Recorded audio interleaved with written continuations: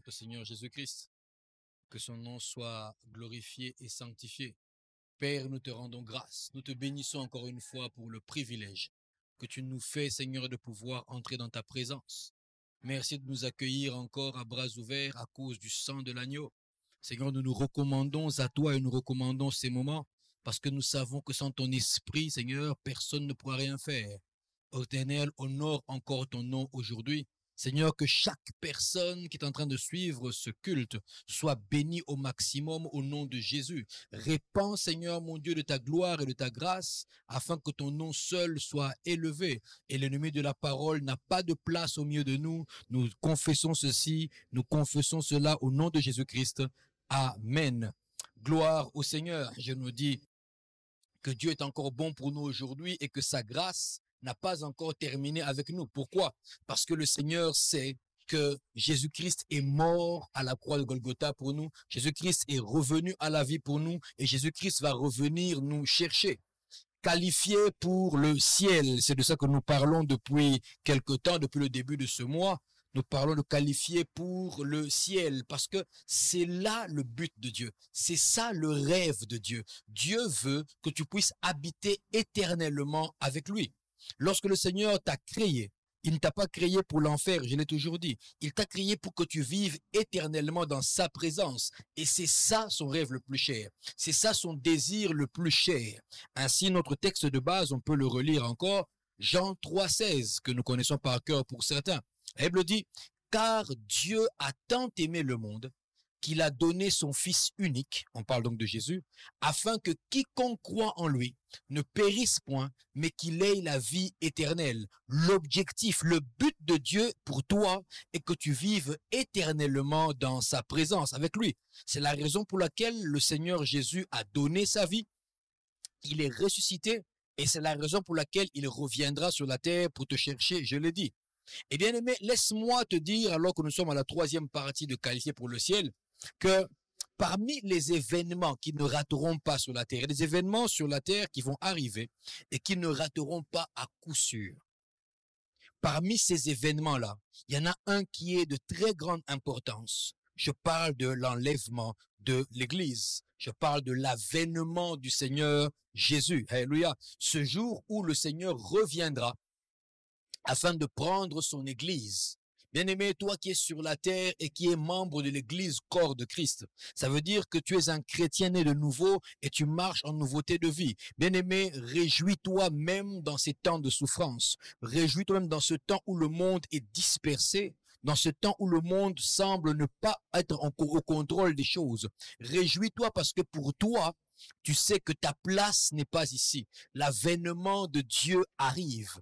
Ton Seigneur est de retour dans bientôt. Il vient te chercher. Alors réjouis-toi dans l'espérance de savoir que d'ici là, encore un tout petit peu de temps, encore un peu de patience. Et à vous tous les qualifiés pour le ciel, le match sera terminé et nous monterons ensemble afin de prendre nos couronnes, afin de prendre ce que le Seigneur nous a réservé.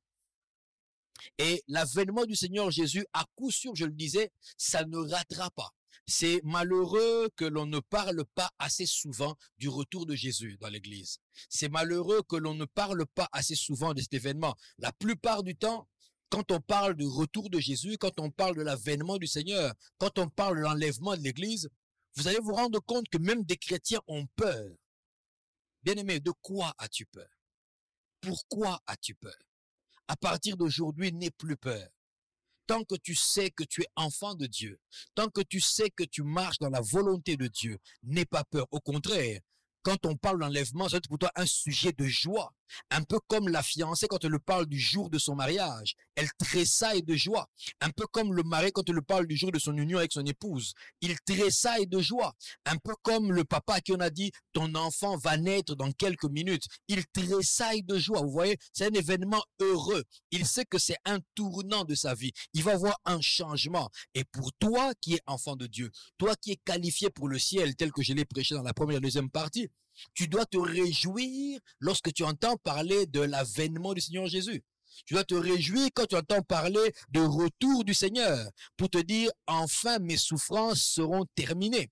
Pour te dire, enfin je vais partir voir celui que j'ai aimé et celui que j'ai confessé. Je vais enfin retrouver celui que j'ai tant adoré sur la terre sans avoir vu réellement son visage.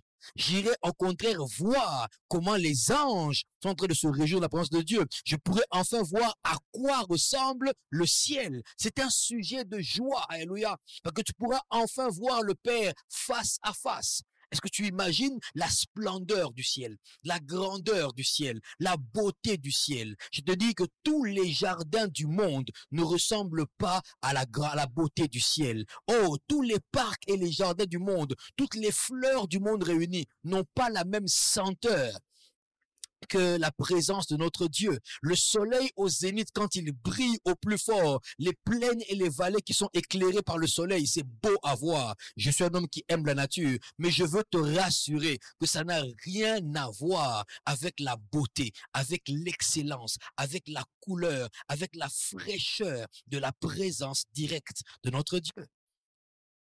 Alors pour nous qui sommes qualifiés pour le ciel et pour toi qui le deviendras après ces moments de prédication, nous sommes contents, nous sommes heureux de savoir que notre papa revient.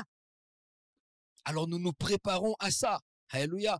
Et le Seigneur Jésus, il y aura 2 retours. Je ne suis pas eschatologue, c'est-à-dire un spécialiste dans l'avènement, dans l'Apocalypse, dans l'avènement du Seigneur Jésus, mais je vais quand même te parler un tout petit peu de ces choses.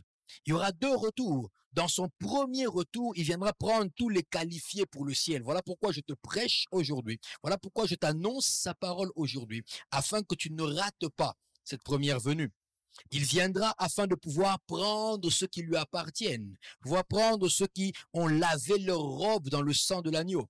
Il viendra pour prendre ceux-là qui ont été justifiés par la foi. Il viendra chercher ceux-là qui ont été en contact avec lui et qui sont restés avec lui. Il viendra te prendre, il viendra me prendre, nous qui sommes qualifiés pour le ciel.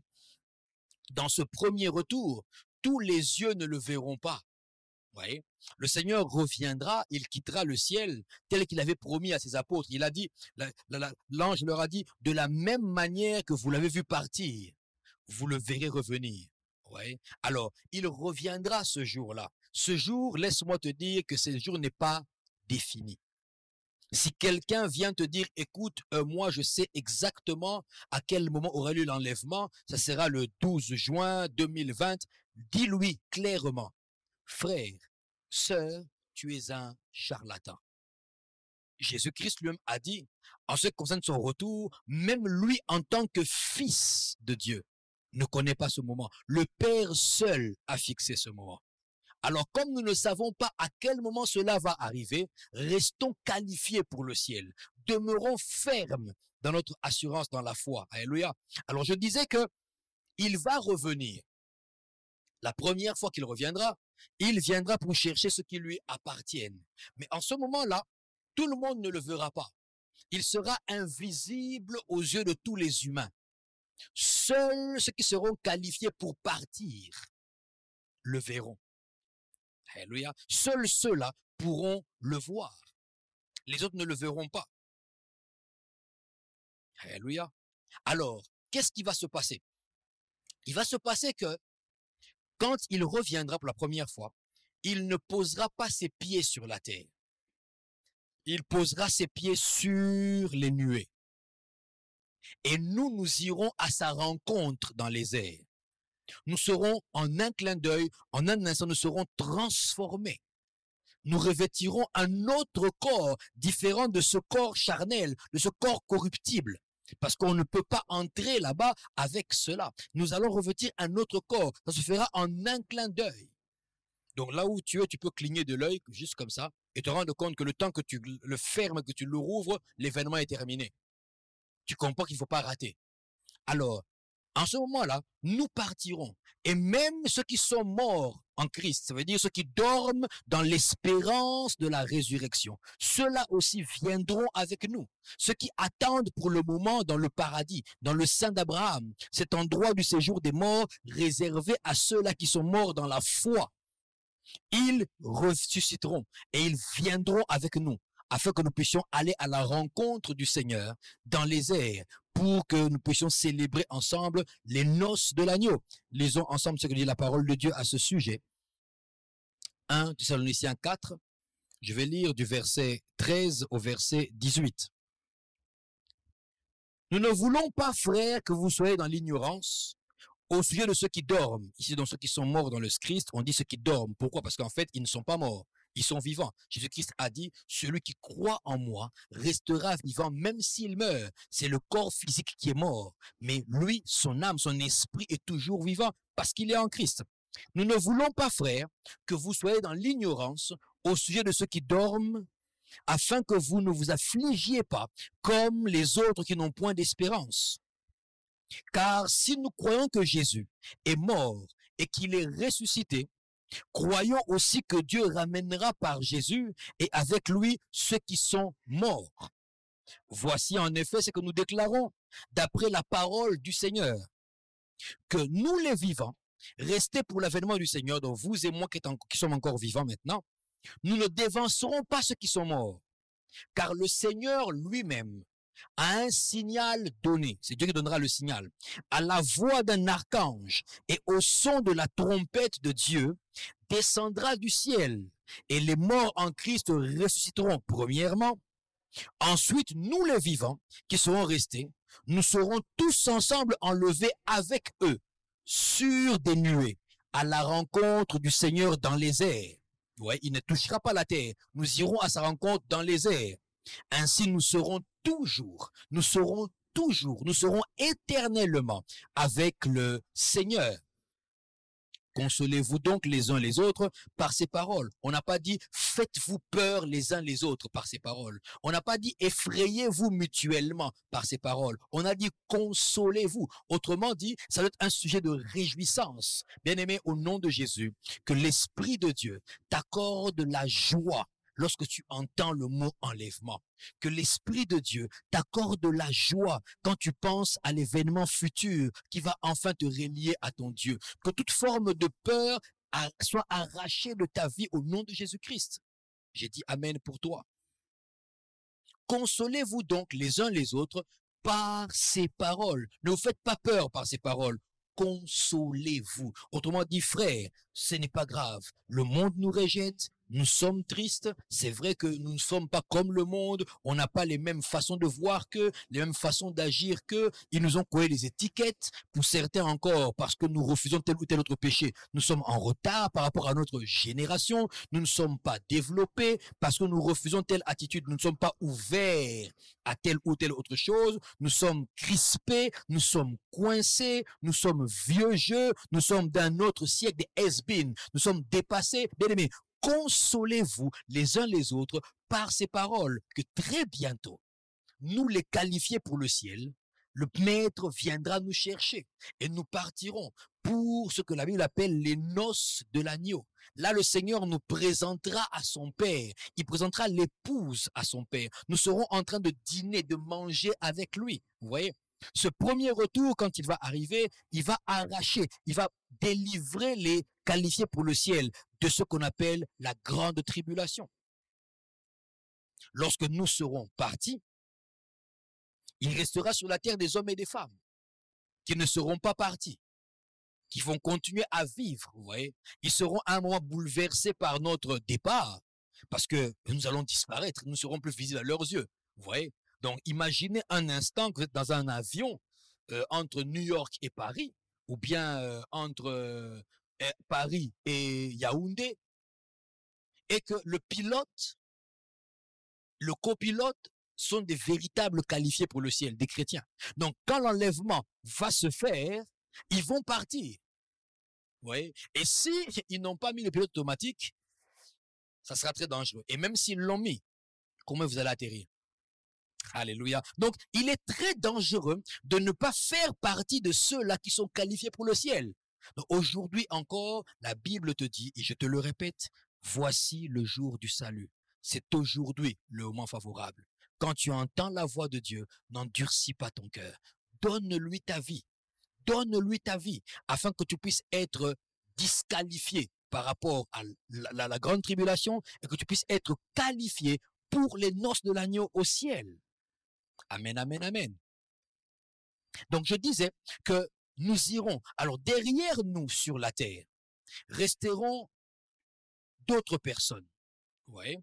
Et ces personnes-là vont souffrir la grande tribulation. Pendant 3 ans et demi, ça va être un semblant de paix, un semblant d'harmonie, un semblant de vie, un semblant de quiétude, et toutes ces choses-là sous la couverture et sous l'emblème de l'Antichrist. Après ces moments-là, il montrera son vrai visage. L'onction de son père, le diable, cette puissance maléfique qui lui sera donnée par la bête. Et il va régner en tyran sur la terre. Il va tout faire afin que vous puissiez l'adorer, lui, et l'image de la bête. Et on va détruire les églises. Vous voyez? Il ne restera plus toutes ces choses. Et ça sera souffrance. C'est là qu'on vous dit, quiconque ne portera pas la marque de la bête ne pourra ni acheter ni vendre. Vous voyez? Et ceux-là qui seront restés sur la terre, mais qui auront été des chrétiens, mais des chrétiens qui auront joué avec leur vie chrétienne, eux vont rester. Ceux-là vont passer par ces souffrances. Et s'ils se tournent quand même vers Dieu, ils restent quand même tournés vers Dieu, ils seront sauvés comme au travers du feu. Et la grande tribulation, je vous le déconseille. Je vous le conseille de ne pas le vivre, de ne pas la vivre plutôt. Parce que ça sera inhumain. Ça sera inhumain. Toute la colère que le diable retient au fond de lui. Toute la rage qu'il a contre l'humanité, mais qu'il ne sait pas encore déverser, parce que l'Église est encore sur la terre, il aura libre cours de vomir cette rage.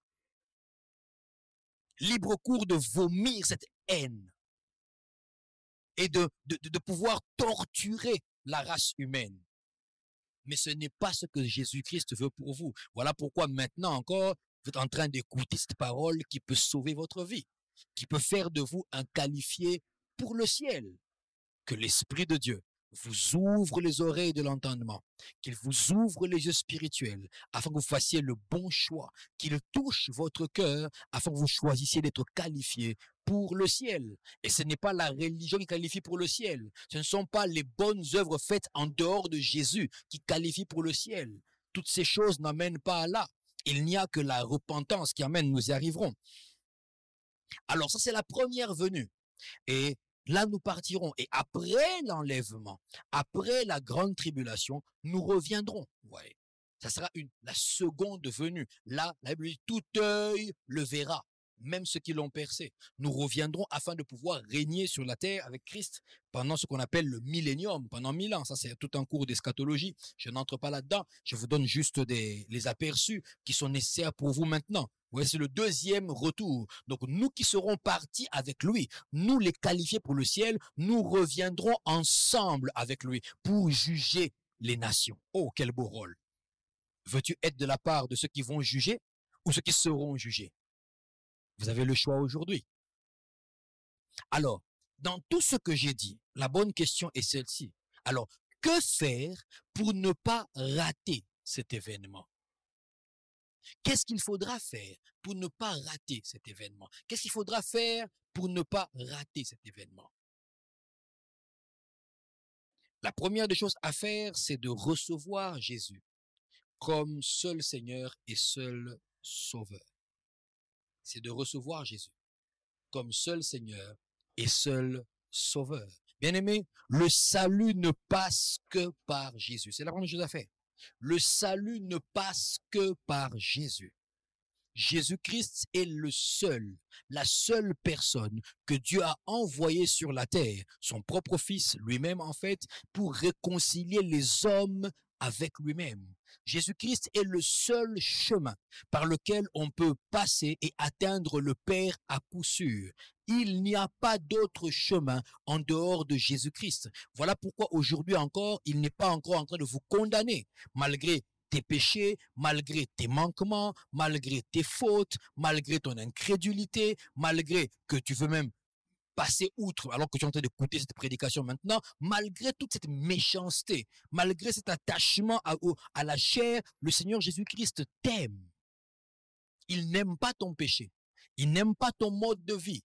mais il aime la personne que tu es parce qu'il est mort pour toi, il est ressuscité pour toi, il a versé son sang afin que tu puisses être sauvé plutôt. Lorsque Dieu dit car Dieu a tant aimé le monde, tu peux remplacer le mot le monde par ton propre nom, car Dieu a tant aimé telle ou telle personne, a tant aimé Georgette, a tant aimé Séraphin, a tant aimé Fidèle, a tant aimé Gwendoline, a tant aimé Nzouzi, a tant aimé Landou, a tant aimé Yeboué, afin que si celui-là croit, il a donné son fils unique, tellement il t'a aimé, il a donné son fils unique pour que Khaled, pour que Mohamed, pour que Anita, pour que Björk puissent être sauvés.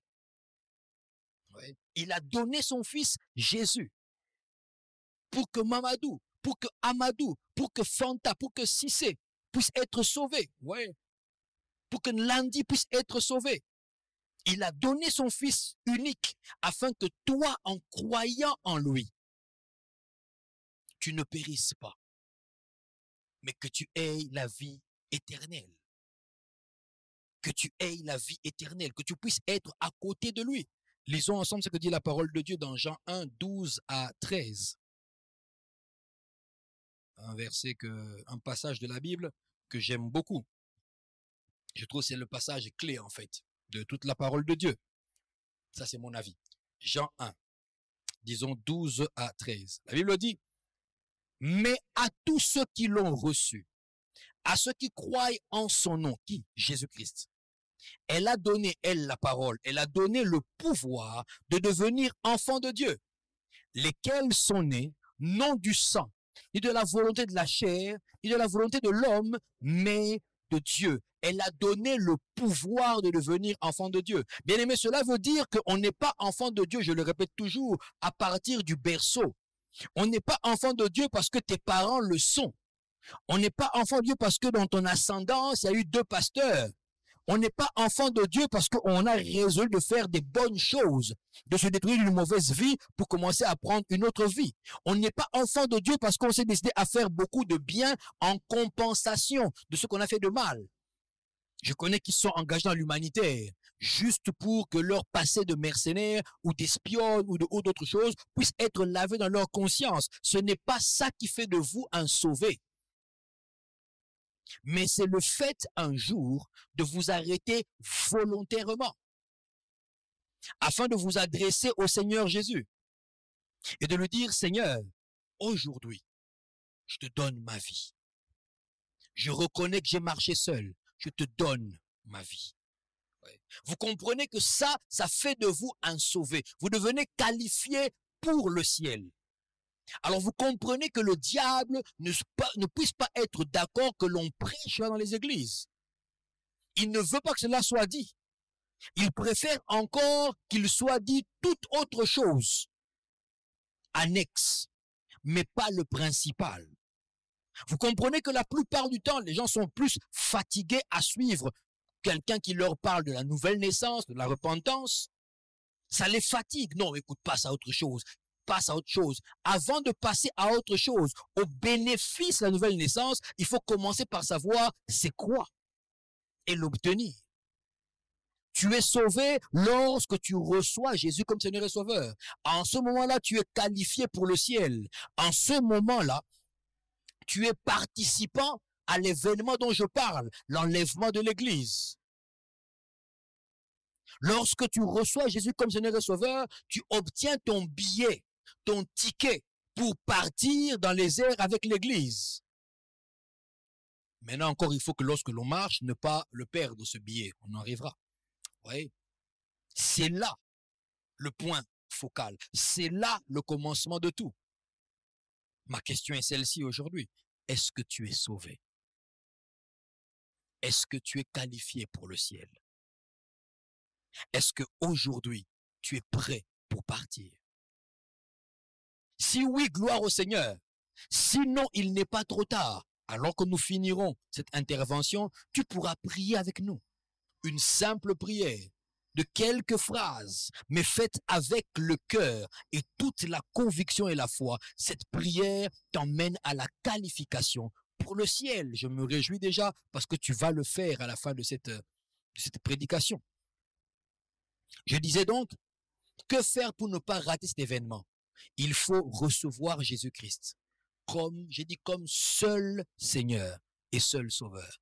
Tu me diras, pasteur, mais pourquoi tu insistes sur seul? Parce que le Seigneur ne veut pas que tu mélanges.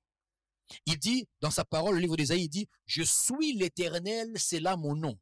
En dehors de moi, il n'y a pas de Dieu. Il dit, avec qui? Avec qui me compareras-tu pour en faire mon égal? Avec qui? Il est le seul créateur. Et toute autre personne ou chose qui existe n'est que simple créature. Alors ne sers pas la créature, sers le créateur. T'attache pas à la créature, attache-toi au créateur. N'adore pas la créature, adore le créateur. Alléluia. Parce que c'est lui le seul. Alors quand je dis besoin de Jésus-Christ comme seul Seigneur, autrement dit, tu le reçois afin qu'il soit le seul qui domine sur ta vie. Le seul à qui tu rends des comptes. Le seul vers qui tu te tournes. Le seul que tu reconnais avoir autorité sur ta vie tant physique que spirituelle. Généralement, quand nous disons Seigneur, c'est devenu un terme tellement courant et tellement banalisé qu'on ne comprend pas la force, la profondeur, la grandeur, excusez-moi le terme, la lourdeur de ce mot, Seigneur. Un Seigneur a le droit de vie et de mort sur toi. Un Seigneur est reconnu comme étant ton supérieur et on ne le discute pas. On ne discute pas les ordres d'un Seigneur. On exécute ce que le Seigneur a dit.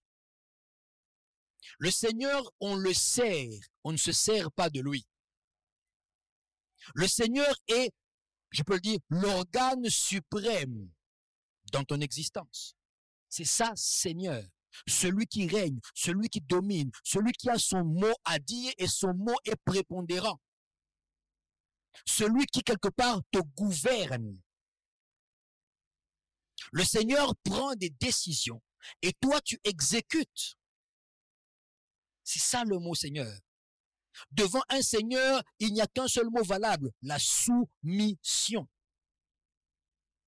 À un Seigneur, on obéit sans discuter, sans remettre en cause ce qu'il a dit. On fait ce que le Seigneur a dit, on fait comme le Seigneur a dit et on le fait pour la gloire et l'avantage du Seigneur. En fait, quand on est devant un Seigneur, ça veut dire je n'existe pas. Je suis courbé. Moi, je n'existe pas. C'est toi qui existes. Vous comprenez pourquoi on adore le Seigneur. C'est toi qui existes. Moi, je n'existe pas.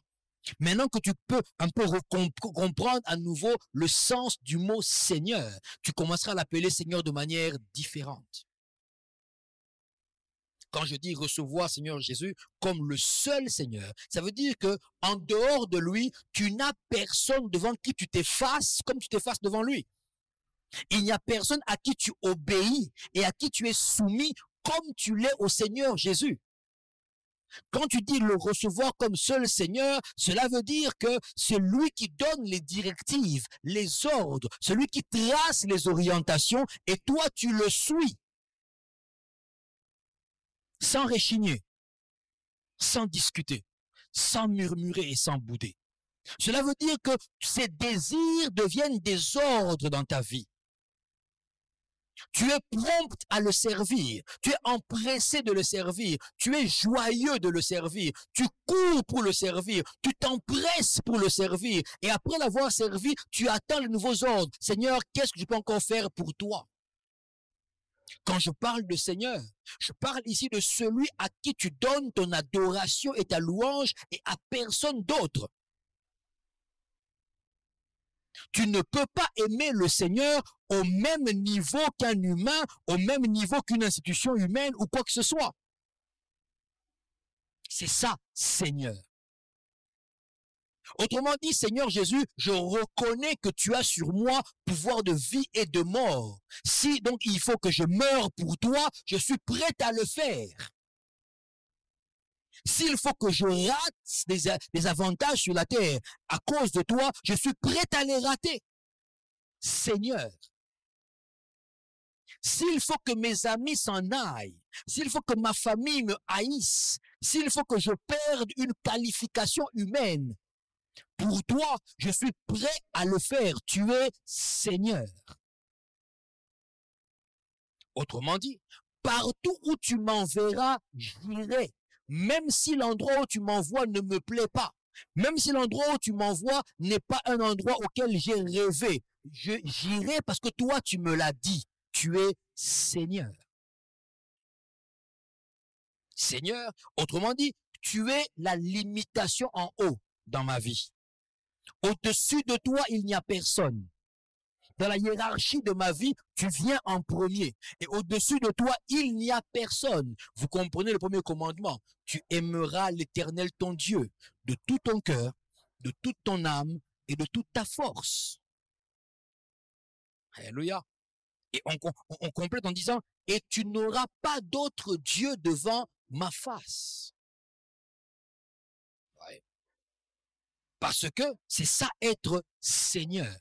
Je reconnais ta suprématie sur moi. Alors quand je parle de recevoir Jésus-Christ comme seul Seigneur, autrement dit comme seul être suprême au-dessus, tu le reconnais et tu le places enfin à la place qui est la sienne, au-dessus de ta vie. Il règne sur le trône de ta vie. Toi, tu quittes ta propre vie, tu quittes le trône, tu le cèdes à Jésus. C'est lui qui désormais est assis. C'est lui qui désormais est en train de faire les choses. C'est désormais lui que tu suis. Toi, tu te prosternes simplement. Tu te prosternes. Lui, il parle, toi, tu dis Amen et tu vas exécuter.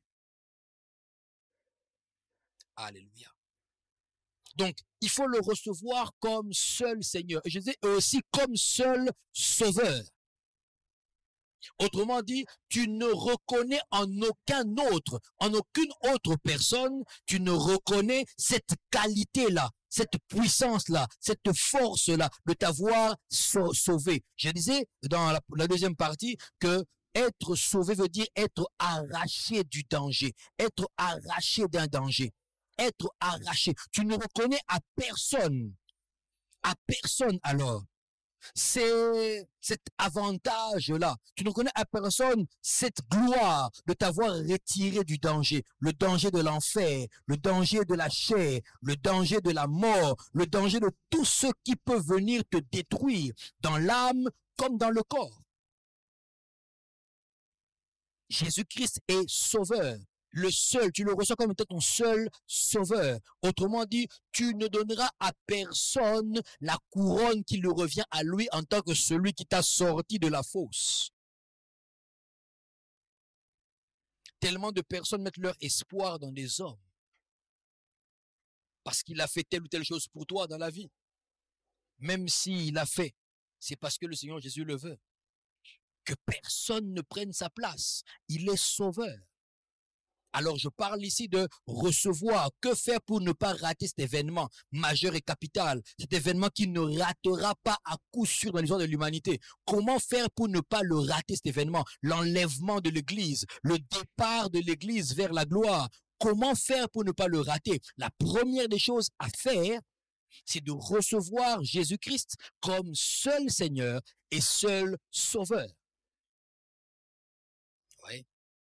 J'ai essayé d'être vraiment le plus simple possible pour ne pas aller dans trop d'eschatologie. Le plus simple, tu le reçois comme seul Seigneur et seul Sauveur. Tu lui donnes la place qui lui revient dans ta vie. Ici, je ne parle pas de religion, je continue à insister. Je ne parle pas de religion. Je ne parle pas de cumul des bonnes actions. Non, je ne parle pas de la bonne moralité. Je n'insulte pas, je ne tue pas, je ne parle pas de ça. Je parle de ce jour où tu as reconnu, même si tu marches bien, mais tu reconnais que parce que tu n'as pas encore invité le Seigneur Jésus-Christ dans ta vie, tu es encore un pécheur. Alors tu lui dis, Seigneur Jésus, viens dans ma vie. En ce moment-là, tu es qualifié pour le ciel. Donc, tu as ton billet pour prendre part à l'enlèvement de l'Église, ainsi que cela arrive à tout moment, parce que je peux te le dire, l'enlèvement de l'Église arrivera à un moment où personne ne s'y attendra. Ça sera un jour normal, comme aujourd'hui. Un jour normal. Peut-être qu'il sera en train de neiger, ou de pleuvoir. Peut-être que le soleil sera à son zénith, ou ça sera au crépuscule, ou ça sera très tôt à l'aurore, je ne sais pas. Pendant la nuit, l'enlèvement de l'Église peut arriver pendant le sommeil. Alléluia! Pendant le sommeil. Alors qu'on a dit bonne nuit, et qu'on a dit à quelqu'un à demain, en fait, demain n'arrivera pas. Du moins pour certains. Parce que dans la nuit, la trompette peut sonner et l'Église va partir. Ouais. Au son de la trompette d'un archange, avec l'ordre que Dieu va donner, et c'est terminé, nous serons partis. Certains se réveilleront le matin et le conjoint n'est pas là. Mais où est passé? Parti. Certains se rendront compte que le bébé n'est plus là, que leur enfant n'est pas là. Certains se rendront compte que tiens, un collègue de service n'est pas venu. Ils se rendront compte que le voisin est derrière n'est plus là. Ça sera un événement qui va arriver à n'importe quel moment. Alors pour ne pas le rater, pour être qualifié pour le ciel, il faut recevoir Jésus comme Seigneur et Sauveur. Ça vous évite la grande tribulation, ça vous évite l'enfer, qui n'est pas un lieu réservé pour vous, mais c'est un lieu qui a été conçu pour le diable et ses anges. Le diable et ses anges, pas pour toi. Alors ne te retrouve pas éternellement dans un lieu qui n'a pas été préparé pour toi. Quelle souffrance! L'eau, les rivières et les mers, tout ça, sont préparées, ont été créées pour les poissons et les êtres marins. Pour tous les poissons et tout ce qu'il y a dans la mer. Ceux qui peuvent respirer ou ne pas respirer sous l'eau. Ce qui fait que lorsque l'humain s'y retrouve, quand tu n'as pas tous ces scaphandres, donc toutes ces choses qui ne sont pas naturelles, naturellement, ton milieu de vie, ce n'est pas l'eau. La preuve, quand tu te laves pendant trop longtemps, tu as même la peau qui commence à changer de couleur. À un moment même, la peau commence à se blesser un peu, vous voyez? C'est déjà arrivé, moi ça m'est déjà arrivé. Pendant longtemps, en jouant dans l'eau et tout, tu te rends compte que la peau commence à perdre sa couleur ou alors elle commence à se taillader. Pourquoi? Parce qu'elle n'a pas été conçue pour rester dans l'eau de manière permanente. Ça n'a pas été conçu pour ça. Alors, ne prends pas le risque d'aller vivre éternellement là où tu n'as pas été appelé. Ce n'est pas là-bas qu'est ta place. Alors sois qualifié pour le ciel en recevant Jésus-Christ comme seul Seigneur et seul Sauveur et en marchant en nouveauté de vie. Et j'y arrive justement à la nouveauté de vie. La deuxième chose à faire pour ne pas rater cet événement, pour ne pas rater l'enlèvement de l'Église, pour ne pas rater cet événement magnifique, les noces de l'agneau, qui seront merveilleuses. La seconde chose à faire, c'est se préparer chaque jour à cet événement-là.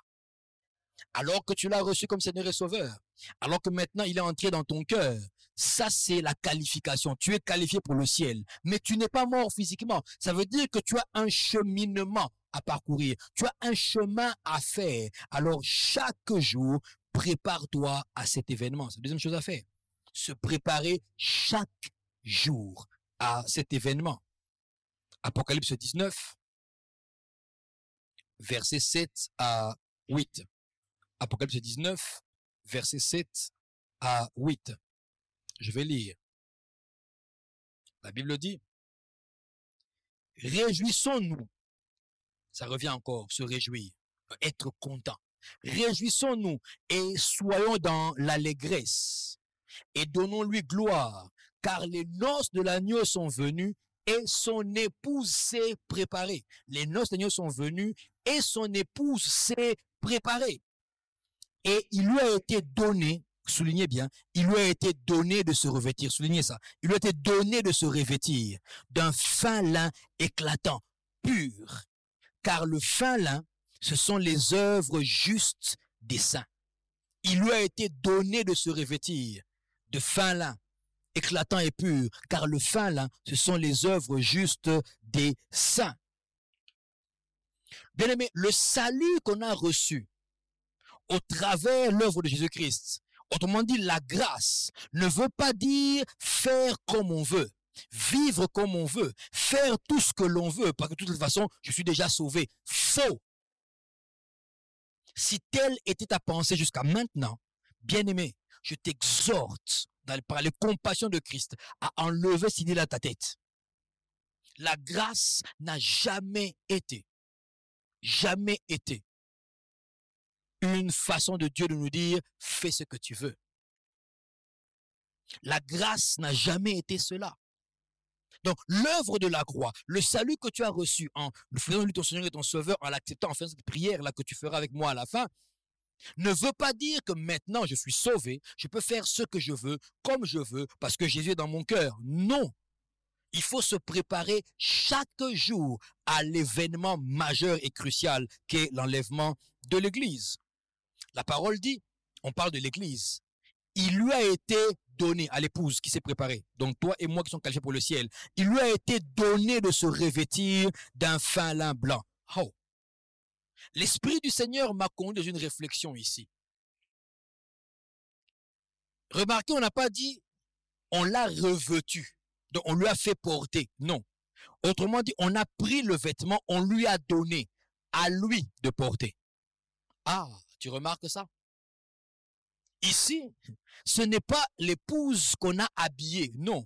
On a donné à l'épouse la responsabilité de s'habiller elle-même. Mais on lui a fourni le vêtement. Mais le porter, c'est toi-même. Ouais. Il lui a été donné de se revêtir. Ça veut dire que c'est à l'épouse, c'est à l'église, c'est à toi qui me suis et à moi qui parle, car je ne suis pas au-dessus de la parole que je prêche, de nous préparer. Ça veut dire de rester dans l'amour de Dieu, c'est notre part. De travailler chaque jour à notre salut avec crainte et tremblement. Ça, c'est notre part. Notre part est laquelle? De rechercher la sanctification, sans laquelle personne ne verra Dieu. C'est ça la part de l'Église. Celle qui est qualifiée pour le ciel doit continuer à marcher. Et elle doit marcher, se préparer tous les jours, parce qu'un événement majeur arrive. Imaginez un peu que vous soyez fiancé. Un homme qui va demander la main d'une femme et on a conclu. On est d'accord, la femme a accepté, elle vous donner sa main, vous êtes fiancé. Et on approche du mariage. Qu'est-ce que la fiancée, qu'est-ce que le fiancé attend de son futur conjoint? La fidélité.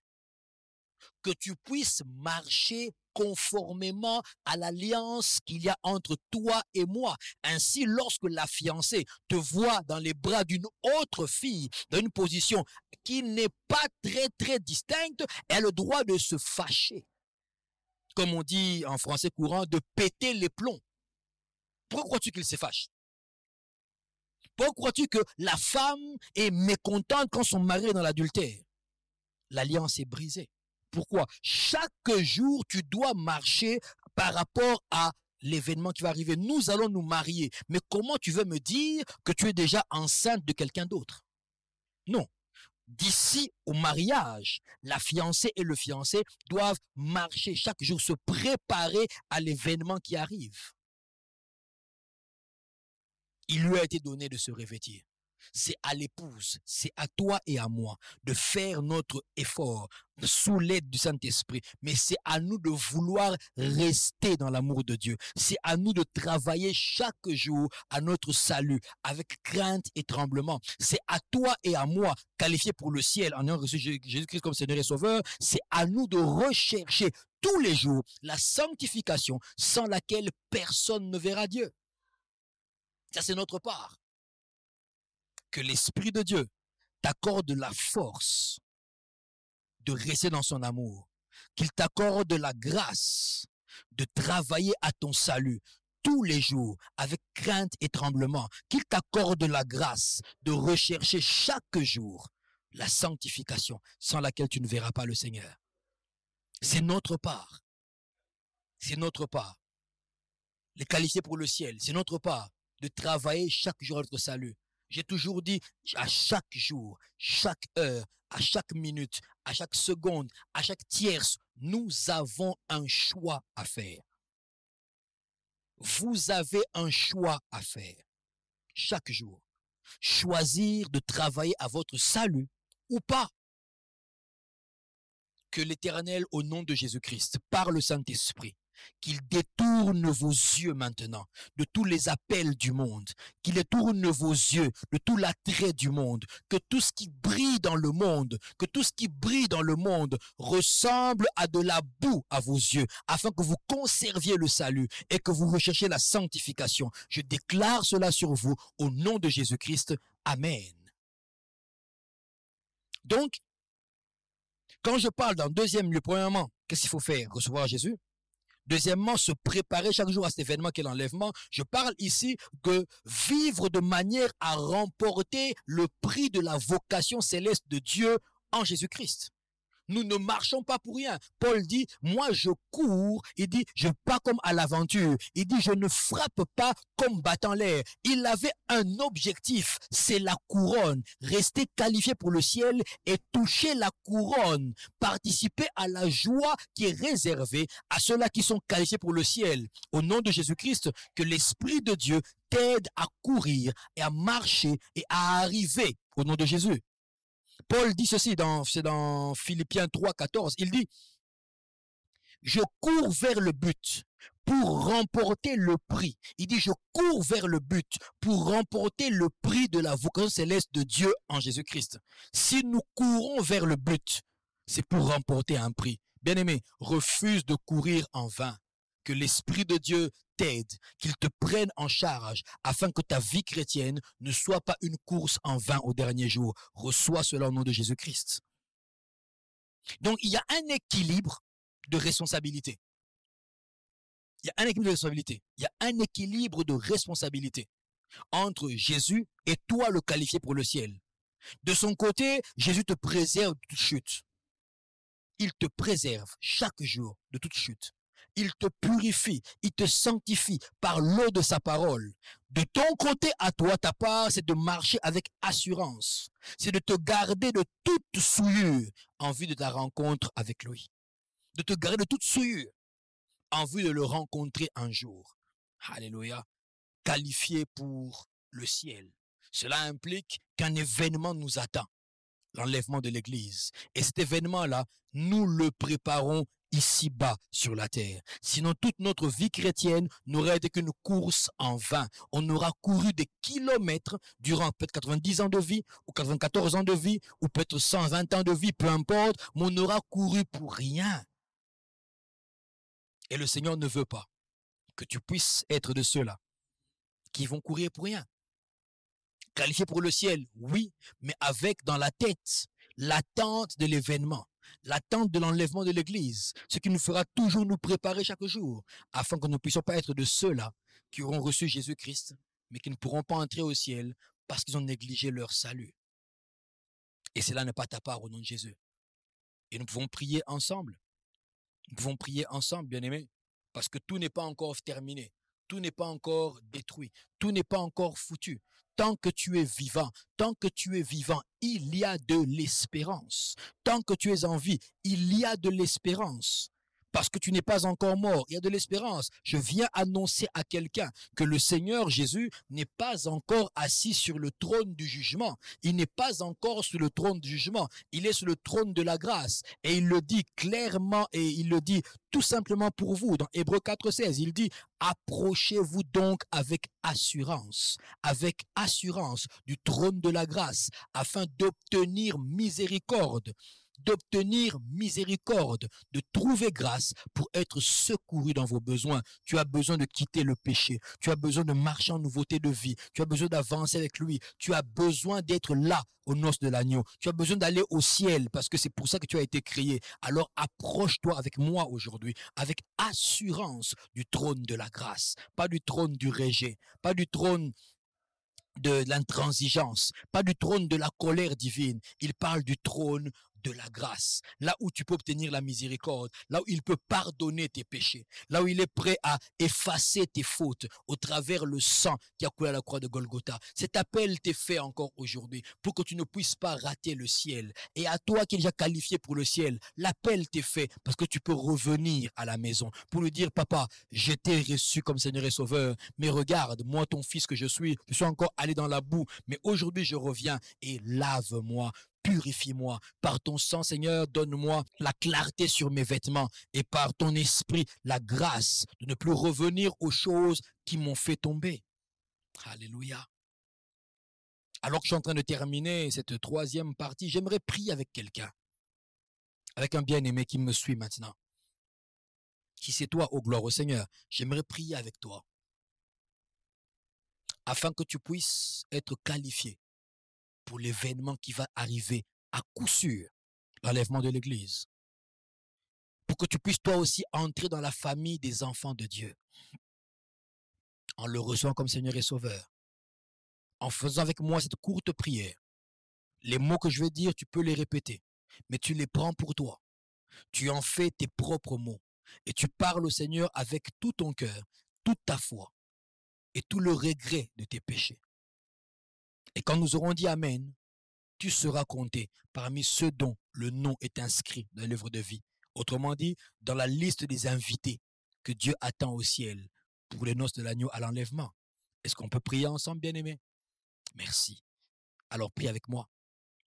Père, au nom de Jésus, j'ai entendu ta voix et je m'approche avec assurance du trône de ta grâce.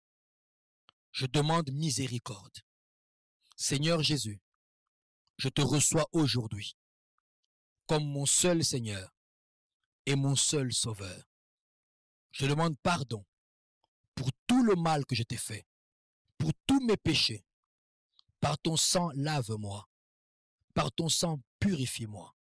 Par ton esprit, donne-moi la force de ne plus jamais revenir dans le monde. Seigneur, merci, parce que maintenant, je suis qualifié pour le ciel. Et je prendrai part à l'événement qui ne ratera pas l'enlèvement de l'Église. Au nom de Jésus. Amen. Bien-aimé, tu es sauvé. Oui, tu es sauvé. Pas besoin de faire beaucoup de cérémonies. Tu es sauvé. Alléluia. Maintenant, il faut conserver le salut et que la grâce te soit accordée au travers le Saint-Esprit, de rester ferme dans ton salut, de tenir ferme, quels soient les événements, afin qu'au dernier jour, nous serons de ceux-là qui seront enlevés à la rencontre du Seigneur dans les airs. Alléluia. Et j'aimerais finir avec toi, mon frère, ma sœur, qui a déjà reçu Jésus comme Seigneur et Sauveur. Chrétien, peut-être même fréquenter une église locale, actif dans l'église locale, apprécié de tous, payant ta dîme, un pilier même de l'église. Mais tu sais, parce que chacun sait, et tu sais que si Christ revient aujourd'hui, maintenant, tu ne partiras pas. Tu le sais. Tu sais ce que tu caches. Tu sais ce que le Seigneur te reproche. Mais aujourd'hui, il te dit, mon fils, ma fille, ma main est tendue. Viens. Par mon esprit, je veux laver ton vêtement. Est-ce que tu le veux? Alors on peut prier ensemble? Faisons-le maintenant, bien-aimé. Laisse-moi t'aider à rentrer à la maison. Prions ensemble. Dis avec moi, Père, au nom de Jésus, j'ai entendu ta voix. Je reviens à la maison. Je reviens vers toi, mon seul Seigneur et mon seul Sauveur. Père, au nom de Jésus, je reprends ma place parmi les qualifiés pour le ciel. Seigneur, lave-moi, purifie-moi. Père, pardonne-moi au nom de Jésus. Et par ton Saint-Esprit, accorde-moi la grâce de rester parmi ceux qui seront bientôt enlevés. Au nom de Jésus, j'ai ainsi prié. Amen. Gloire au Seigneur. Maintenant, tu es de retour à la maison comme le fils prodigue et le Seigneur te couvre de son vêtement. Que l'honneur et la gloire lui reviennent. Ma prière est que tu ne quittes jamais le rang de ceux qui sont qualifiés pour le ciel. Ma prière est que l'Esprit de Dieu te rende fort afin que tu demeures ferme devant le péché et la tentation. Ma prière est que tu ne puisses pas être de ceux-là qui vont rester lorsque cet événement majeur, l'enlèvement de l'Église, va intervenir. Au nom puissant de Jésus-Christ, tu es béni et que la grâce de Dieu demeure sur toi. Que le Seigneur vous bénisse. Amen.